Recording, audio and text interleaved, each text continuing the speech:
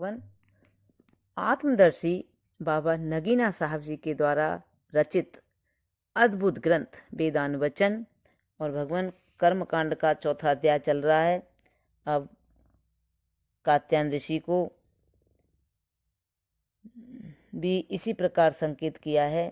इसमें पिप्पलाद मुनि ने, जबकि कात्यायन ऋषि ने ऐसा प्रश्न किया कि हे भगवान, हम कहाँ से उत्पन्न होते हैं और कौन हमारा जनक है। तो अब पिप्पलाद मुनि उनको कात्यायन ऋषि को क्या उत्तर देते हैं, अब यहाँ से शुरू कर रहे हैं। भगवान मुनि ने उत्तर दिया कि पुत्र की इच्छा वाले प्रजापति ने सोचा कि मैं स्त्री पुत्र वाला हो जाऊं। तब उसने एक जोड़ा उत्पन्न किया जो प्राण यानी फोर्स और रई मतलब मैटर, और विचार किया कि वह जोड़ा मेरी संतान को बढ़ा देगा। सूर्य वास्तव में प्राण फोर्स है और चंद्रमा रई मैटर, और यह जो मूर्त अमूर्त है सब रई मादा है। रई मतलब मादा है। उसमें जो वास्तविक शक्ति है वही उनका प्राण है। जब सूर्य पूर्व में चढ़ता है तो उसकी प्रकाशमान किरणें पूर्वीय भाग में फैलती हैं, और जो लोग पूर्वीय भाग में बसे होते हैं उन पर व्यापक होती उनमें प्रविष्ट होती हैं और उनके प्राणों की रक्षा और पालन करती हैं। इसी तरह दक्षिण और उत्तर, पश्चिम और पूर्व, ऊपर नीचे तथा सब दिशाओं में ये किरणें फैलती हैं। उनमें जो वहाँ रहते हैं प्रविष्ट होकर प्राण और निरोगता प्रदान करती हैं। अतः यह सूर्य वैश्वानर विश्व रूप अग्नि सबका प्राण रूप उदय होता है। वेद मंत्र इस पर अपनी पर्याप्त साक्षी देता है, क्योंकि वेद का कथन है कि यही स्वर्णमयी किरणों वाला विश्व रूप सूर्य, जो सबका नेत्र और सबका प्राण है, अपनी सहस्रों किरणों से अनेक प्रकार फैलता हुआ मानो हमारा प्राण उदय होता है।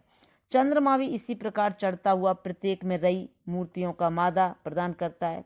सूर्य तो जीवनदायिनी उष्णता प्रदान करता है और चंद्रमा रई यानी मूर्तियों का मादा मतलब रई देता है। प्राण करता है और रई करण। वह काम कर रही है। प्राण शक्ति प्राण करता है और रई करण वह क्रिया है। और ये दोनों शक्तियां जो प्रजापति की संतति हैं मिलकर संसार में काम कर रही हैं। प्राण शक्ति प्रभाव उत्पन्न करता है और रई यानी मादा यानी बदलती रहती है। इसी तरह हर एक वस्तु की उत्पत्ति और मृत्यु होती है।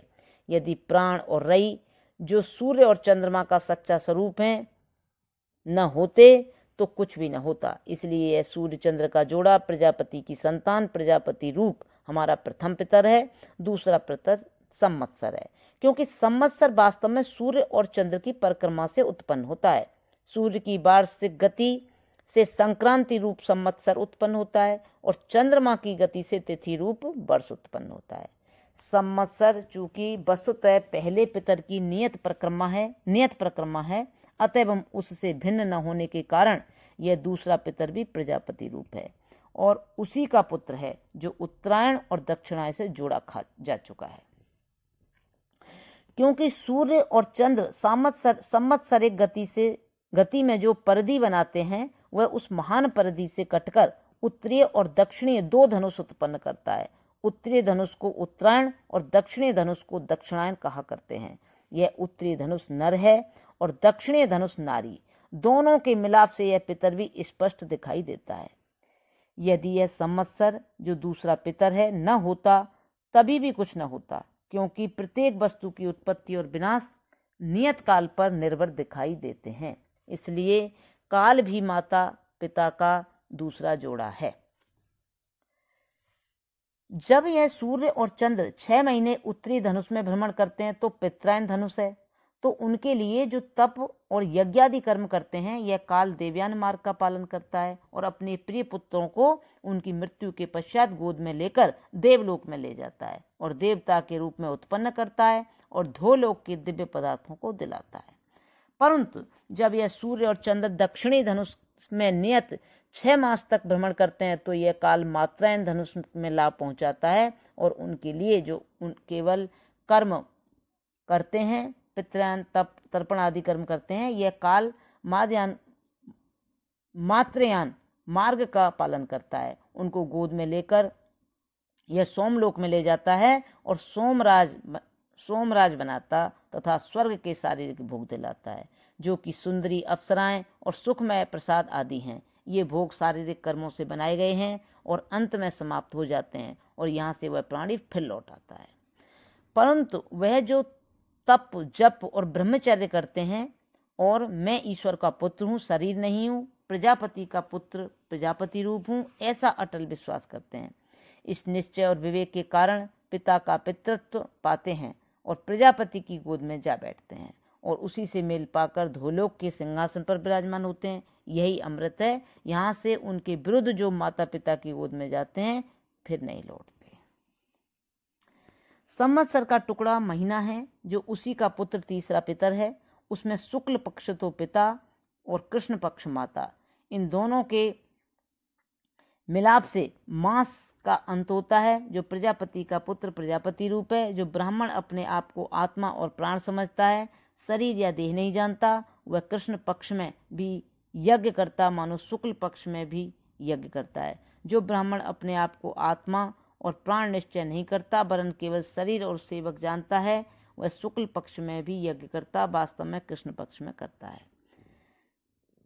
दिन रात भी मास का उसी का आत्मा चौथा पितर है। उसमें दिन तो पिता है और रात माता। इन दोनों के विवाह से यह चौथा पितर भी समाप्त हो जाता है और प्रजापति का पुत्र प्रजापति रूप है। जो व्यक्ति दिन को अपनी स्त्री से मैथुन करता है वास्तव में प्राण की हानि करता है, किंतु वह जो रात को मैथुन करते हैं भोग करते भी ब्रह्मचर्य से हीन नहीं होते, यद्यपि प्रत्यक्ष रूप से वे मैथुन करते दिखाई देते हैं। अब अन्न भी दिन रात का पुत्र दिन रात रूप है, क्योंकि उसकी उत्पत्ति भी नियत समय पर होती है जो दिन रात से प्राप्त होता है। इसलिए अन्न भी वास्तव में पंचम पितर है, जो प्रजापति का पुत्र प्रजापति रूप है। और यह अन्न भी वीर्य और रज से जोड़ा जा चुका है, क्योंकि भोजन किया हुआ अन्न ही पिता में वीर्य रूप से और माता में रज रूप से प्रकट होता है। जब वीर्य और रज गर्भाशय में मिलाप पाते हैं तो मिलाप रूप विवाह से मनुष्य उत्पन्न होता है। इस प्रकार प्रजापति हमको इन पितरों के द्वारा जन्म देता है और प्रजापति वास्तव में हमारा आदि पिता है और हम भी उसी के पुत्र, उसी का रूप हैं और उसी के पितृत्व के अधिकारी हैं।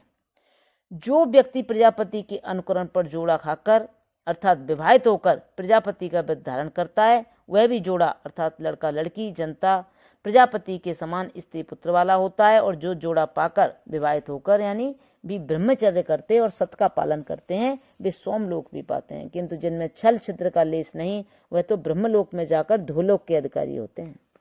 इस प्रकार यह पितर प्रजापति के पुत्र हमारे पिता हमारी उत्पत्ति पुनरावृत्ति के कारण होते हैं। उन्हीं के द्वारा हम संसार और प्रलय में पुनरावृत्ति करते हैं और यही हमारे पालनहारे हैं। इसी कारण ये सब पालनकर्ता कहलाते हैं। और प्रजापति जो आदि पिता व सर्वज्येष्ठ पितामह है, पालनकर्ताओं का स्वामी अर्थात विश्वम्बर कहलाता है। और उसका अनुकरण वास्तव में कर्मकांड है जो होम कर्म कहलाता है और उसकी विधि विस्तार पूर्वक वेद भगवान में वर्णित है। इसलिए जो भगवान के विरुद्ध आचरण करता है कदापि पारलौकिक उन्नति नहीं प्राप्त कर सकता।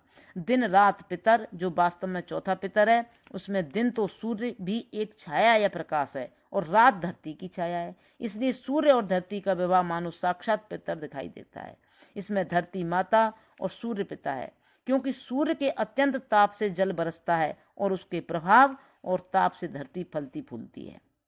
और यह धरती और सूर्य मिलकर प्रजापति का एक विराट शरीर है और शेष पितर उसी के अंग और नाड़ी आदि हैं। और यह सब समष्टि रूप से एक जीवित पुरुष है जिसको हम विराट बोलते हैं और पश्चिमी भाषा में यही रहमान कहलाता है, जिसको हम विराट बोलते हैं। देवलोक उस विराट पुरुष का सिर है, सूर्य नेत्र है और दिशाएं हाथ हैं, धरती पैर हैं, समुद्र मूत्राशय है, अंतरिक्ष उसका तन है, वायु उसकी श्वास है, अग्नि उसका मुख है, मनुष्य उसका पुत्र उसी की आकृति में उत्पन्न हुआ है। जिस तरह हमारे अंग का नस नाड़ी में प्राण और इंद्रियां हैं, उसी तरह इन पितरों में भी जो विराट के अंग और नस नाड़ीवत हैं, प्राण और इंद्रियां हैं और यही देवता कहलाते हैं। जिस तरह हमारे अंगों और इंद्रियों को हमारे हृदय और मस्तिष्क से शक्ति प्रदान होती है और इन्हीं प्रधान अंगों की शक्ति प्रदान से प्राकृतिक इंद्रियां और प्राण शक्ति पाते जीवित हो रहे हैं, इसी तरह ये पितर भी देवलोक और सोमलोक से शक्ति पाते जीवित हो रहे हैं और हमको जानते और पालन करते हैं। जिस तरह हमारे मुंह से खाया हुआ अन्न पहले आमाशय में जाता है और फिर यकृत यानी पक्काशय जिगर में, फिर नस नाड़ी में फैलता हुआ हृदय और मस्तिष्क में जाकर प्राण और इंद्रियों में मिलाप पाता है, इसी तरह हम भी मृत्यु संस्कार के समय अग्नि में जले हुए उस विराट का आहार होते हैं और उसकी नस नाड़ियों के द्वारा जो पितर है उस क्रम से जो सड़कों के उदाहरण से वर्णन किया गया है, देवलोक और सोमलोक में चढ़ते देवता और सोमराज हो जाते हैं। यस, यह बात स्पष्ट है कि मनुष्य में खाया हुआ अन्न जब पचता है तो उसका सूक्ष्मांश कर्मेंद्रियों और ज्ञानेंद्रियों से परिवर्तित होता हुआ कर्मेंद्रियों और ज्ञानेंद्रियों में मेल पाता है और उस अन्न का स्थूल अंश अंगों और अस्थियों में परिवर्तित होता हुआ उनसे मिलाप खाता है।